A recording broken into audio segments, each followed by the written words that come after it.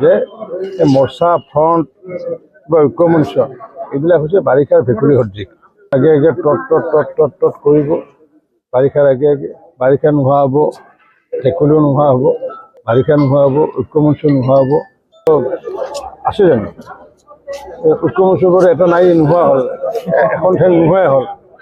মইতো কৈছিলোঁ যে বাৰিষা সময়ত যেনেকুৱাকৈ ভেকুলী, এতিয়া বাৰিষা আহিব, এতিয়া বৰষুণ অহা আৰম্ভ হৈছে, এতিয়া ট্ৰুট শব্দ আৰম্ভ হৈ গৈছে। আজিকালি বাৰিষাটো নোহোৱা হয়, ভেকুলীৰ শব্দ নোহোৱা হয়। গতিকে নিৰ্বাচনৰ আগত এই বিৰোধী ঐক্যমঞ্চ, তৃতীয় মৰ্চা, চতুৰ্থ মৰ্চা, ফ্ৰণ্ট এইবোৰ জন্ম হয়।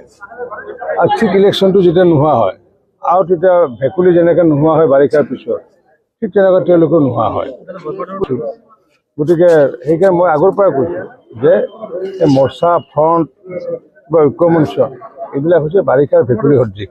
আগে আগে তট কৰিব, বাৰিষাৰ আগে আগে বাৰিষা নোহোৱা হ'ব, ভেকুলীও নোহোৱা হ'ব, বাৰিষা নোহোৱা হ'ব, ঐক্যমঞ্চ নোহোৱা হ'ব, তৃতীয় মৰ্চা, চতুৰ্থ মৰ্চা এইবিলাক যিবোৰ আছে এইবোৰ নোহোৱা হয়।